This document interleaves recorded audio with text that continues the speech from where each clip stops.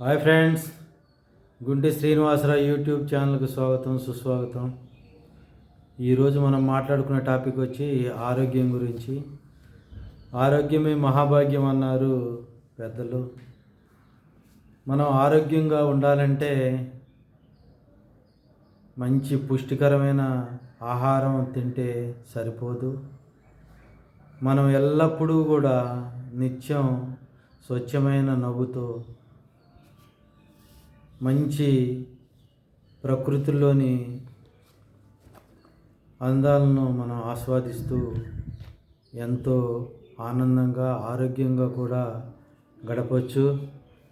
కొన్నిసార్లు మంచి స్నేహితులతోని వారి స్వచ్ఛమైన నవ్వులతోని ఆ స్నేహితుల మధ్య సాగే ఆ హాస్య సన్నివేశాలతోని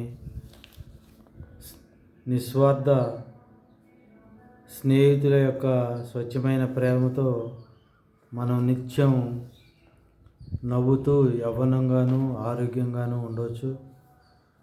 ఎప్పుడు సీరియస్ ఫేస్ పెట్టుకొని మనం లేనిపోని ఆలోచనతో మనం ఉన్నా కూడా అవి ఉపయోగం ఉండవు. మన ముఖంలో కాంతి కూడా ఉండదు. మనం అందంగా ఉండాలంటే, మన ముఖం కాంతివంతంగా ఉండాలంటే మన ఆలోచనలు పాజిటివ్గా ఉండాలి. ఎప్పుడు నవ్వుతూ నలుగురు నవ్విస్తూ ఆరోగ్యంగా ఉండాలి. అప్పుడే మనం ఆరోగ్యంగా ఉంటాం.